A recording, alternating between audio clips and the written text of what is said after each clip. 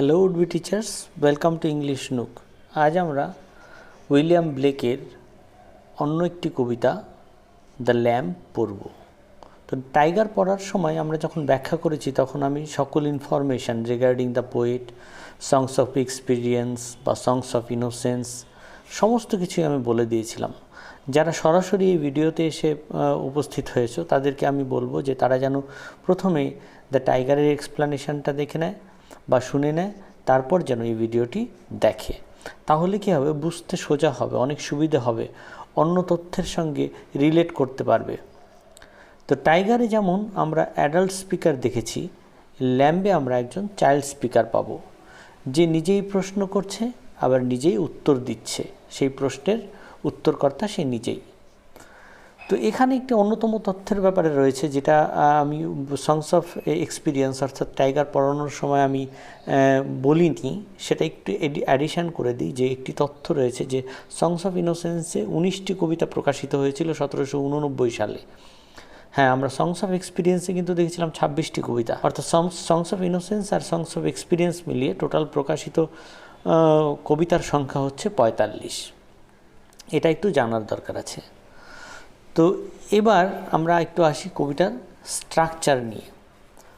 কবিতার স্ট্রাকচার নিয়ে বলতে গেলে আমরা প্রথমে দেখলে মনে হবে যে কবিতাটি যেন রাইমিং কাপলেটে লেখা আছে, কিন্তু তা কিন্তু নয়।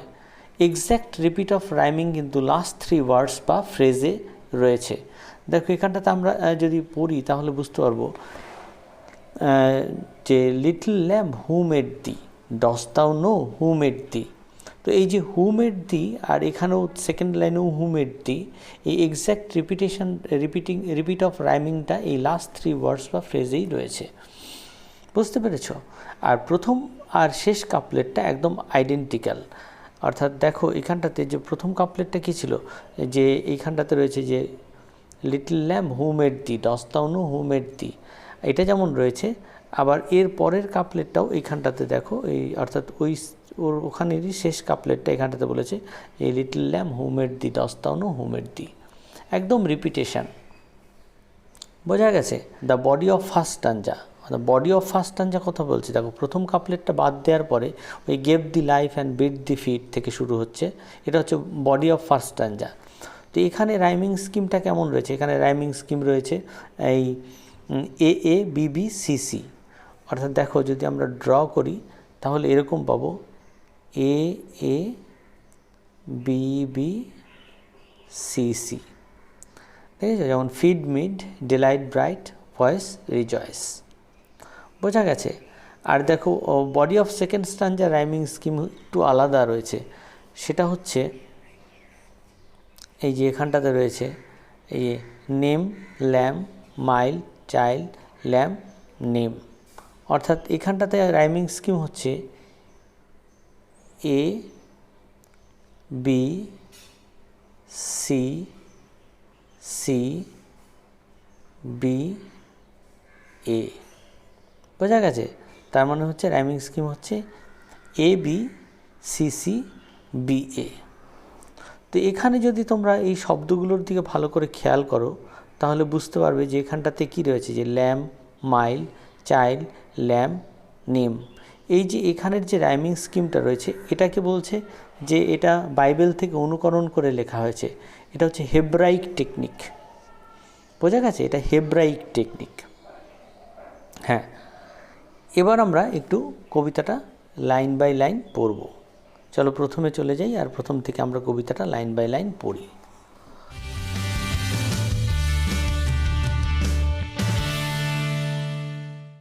তো এখানে দেখো প্রশ্ন করছে প্রথম আর সেকেন্ড লাইনে বলছে যে little lamb who made thee, dost thou know who made দি।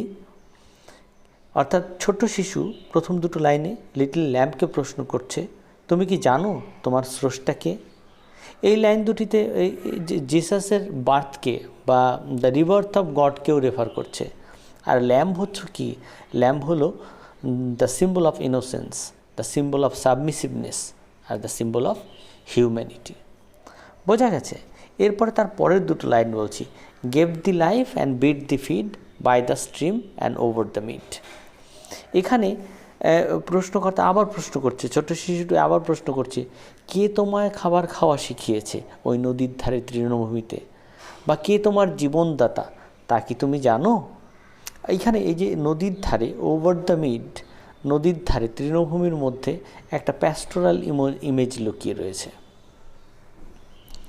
এবার আসি আমরা তার পরের লাইনে কি বলছে, যে বলছে gave the clothing of Deloitte, softest clothing উলি ব্রাইট। এত সুন্দর কোমল পশমিন পোশাক, একেবারে উজ্জ্বল, তোমায় কে দিয়েছে জানো? এখানে একটা অ্যানথ্রোমরফিজম রয়েছে। অ্যানথ্রোমরফিজম কি বলতো, অর্থাৎ কোনো অ্যানিম্যাল ক্যারেক্টারের মধ্যে যদি আমরা মানুষের ক্যারেক্টারকে ঢুকিয়ে দিই, তাহলে এখানে ল্যাম্প তো আর ড্রেস পরে না, ল্যাম্প তো আর মানুষ না, কিন্তু তাকে বা দেখো ল্যাম্পের ক্লোদিংয়ের কথা বলছে, অর্থাৎ মানুষের মতো সে ড্রেস পরার কথা বলছে, কিন্তু এই ল্যাম্প তো আর মানুষের মতো ড্রেস পরে না। ব্লেক মনে করছে যে এখানে যে শিশু বক্তা রয়েছে, অর্থাৎ যে শিশুটি এই প্রশ্ন করছে, যে এটা মনে হচ্ছে তার, it seems to B the boy is away from church structure, অর্থাৎ ক্যাথলিক যে বিলিফ রয়েছে সেই বিলিফের লার্নিং থেকে ছেলেটি অনেক দূরে। যদিও এই হোমারের আর ইলিয়াড আর ওডিসিতেও অ্যানথ্রোমরফাইজড ডেইটিস প্রচুর রয়েছে। আমরা যদি হোমারের ইলিয়াড ওডিসি পড়ি, তাহলে সেখানেও অ্যানথ্রোমরফাইজড ডেইটিস আমরা অনেক দেখতে পাই। এবার আসি তার পরের লাইনে, gave thee such a tender voice making all the vales rejoice. এর মধ্যে কি বলছে, তোমায় এত সুন্দর কোমল ভয়েস, তোমার সুমিষ্ট ভয়েস, যা সমস্ত উপত্যকা একদম মুখরিত হয়ে ওঠে তোমার আওয়াজে। Actually the lamp makes the nature happy. এই লাইন দুটোর মধ্যে এটাই বোঝা যাচ্ছে, বিশেষ করে মেকিং অল দ্য ওয়েলস রিজয়েসের মধ্যে, যে ল্যাম্পের ব্লিডিং সাউন্ডটা নেচারকে একদম খুশি করে দিচ্ছে। এবার আসি তার পরের লাইনে, যে little lamb who made thee, dost thou know who made দি।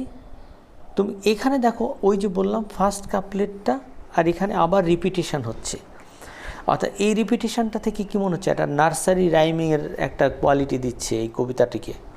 শিশুটিকে এইভাবেই যেন তাকে তার স্কুলে শেখানো হয়েছে, যে আমরা যেমন বাচ্চাদেরকে কবিতা শেখাতে গেলে যাতে মনে থাকে, সেখানে রিপিটেশান থাকে। যেমন ধরো একটি কবিতা বলছি, খোকন খোকন করে মায়, খোকন গেল কাদের নায়। তা খোকন খোকন এইরকম করেই দেখো, এই কাপলেটেও কিন্তু একই রকম, little lamb who made thee, dost thou know who made thee. আর ফার্স্ট কাপলেট আর লাস্ট কাপলেটটা সেম মনে হচ্ছে। আর শিশুটিকে শেখাতে সুবিধা হবে বলে সে বারবার করে এখানটাতে রিপিট করা হয়েছে। বোঝা গেছে? এখানটাতেও যদি আমি একটু বাংলায় লেখার চেষ্টা করেছি এটাকেও, যে বাংলায় লিখতে গেলে, কে তোমার পিতা মেষশাবক, কে তোমার পিতা, বলবো আমি, বলবো তোমায়, বলবো আমি হেথা। ঠিক এরকম করে একটা রাইমিং স্কিম এখানে তৈরি করা হয়েছে। এটা আমি একটু নিজে লিখে চেষ্টা করেছি বাংলায় লিখে, যে ঠিক এরকম আমি একটা সিঙ্ক্রোনাইজিং সাউন্ড ইফেক্ট তোমাদের মধ্যে দিতে পারি কি না। বোঝা গেছে? এবার আসি তার পরের লাইনে। পরের লাইন কি বলছে, লিটল ল্যাম্প আইল টেল দি, লিটল ল্যাম্প আইল টেল দি, যে ছোট্ট মেষ শাবক আমি তোমাকে বলছি, আমি তোমাকে বলছি। অর্থাৎ আমি যা যা প্রশ্ন তোমাকে এতক্ষণ করলাম, সেই সব প্রশ্নের উত্তর আমি তোমায় দিচ্ছি। আর কি বলছে, বলছে যে হি ইজ কল্ড বাই দাই নেম, ফর হি কলস হিমসেলফ আ ল্যাম্প। দেখো এইখানটাতে, এখানেও যদি বাংলা আমরা ঠিক করি আর কি, এই ধরাতে সেও যে তোমার নামে পরিচিত, নিজেকে সে করেছে তাই মেষ শাবকে আখ্যায়িত। অর্থাৎ it means God is the creator of lamb and he himself is known as lamb, as they both share the divine attributes of meekness and gentleness. ঠিক পরের লাইনে ওই একই কথা বলছে। দেখো বলছে, he is meek and he is mild, he became a little child. অর্থাৎ এই যে এর মধ্যে একটা মিরাকুলাস বার্থ অফ ক্রাইস্ট বোঝানো হয়েছে, এই যে হি বিকেম আ লিটল চাইল্ডের মধ্যে, অর্থাৎ God became a little child again. আর এখানটাতে দেখো এই যে ছোট্ট শিশুটির কথা যে বলছে, এমনকি এই চাইল্ড স্পিকার আর কেউ নয়, সেও হচ্ছে কি দ্য সন অফ গড। পরের লাইনে আমরা এই পরের লাইন দুটো সেটাই ইন্ডিকেট করছে। দেখো পরের লাইনে যদি আমরা পড়ি তাহলে দেখো এখানটাতে বলছে যে I a child and thou a lamb, we are called by his name. দেখেছ? তো বলছে যে অর্থাৎ আমরা দুজনেই, তুমি ছোট্ট মেষশাবক তুমি আর আমি, আমরা দুজনেই হচ্ছে তারই সন্তান, তারই সৃষ্টি এবং তারই প্রতিচ্ছবি। আর শেষের লাইন দুটো দেখো, অর্থাৎ কনক্লুডিং কাপলেট দেখো, বলছে যে লিটল ল্যাম্ব গড ব্লেস দি, লিটল ল্যাম্ব গড ব্লেস দি। এখানেও দেখো দুটি লাইনের দুটি অর্থ প্রকাশিত হয়েছে। যদিও কেউ কেউ বলে থাকে যে এটা যে তার প্রেয়ারের ওপর এমফাসাইজ করার জন্য এটাকে রিপিট করা হয়েছে, কিন্তু এখানে আমার যেটা মনে হয়েছে যে প্রথমে বলছে যে ঈশ্বর তোমার মঙ্গল করুক মেষশাবক, ঈশ্বর তোমার মঙ্গল করুক। আর দ্বিতীয় লাইনে যেন এরকম একটা আছে যে may god bless the whole creation, এই কথাটাও যেন এখানটাতে প্রকাশিত হয়েছে। এখানে একটা সং লাইক কোয়ালিটিও রয়েছে এই কবিতার মধ্যে। আমরা গানের ক্ষেত্রেও যেমন দেখেছি ওই নার্সারি রাইমিংয়ের যেটা কথা আগে বললাম, এখানে একটা গানের কোয়ালিটিও রয়েছে। তার একই গানের মধ্যেও আমরা দেখি যে একই কথা দুবার বা তিনবার ব্যবহৃত হচ্ছে।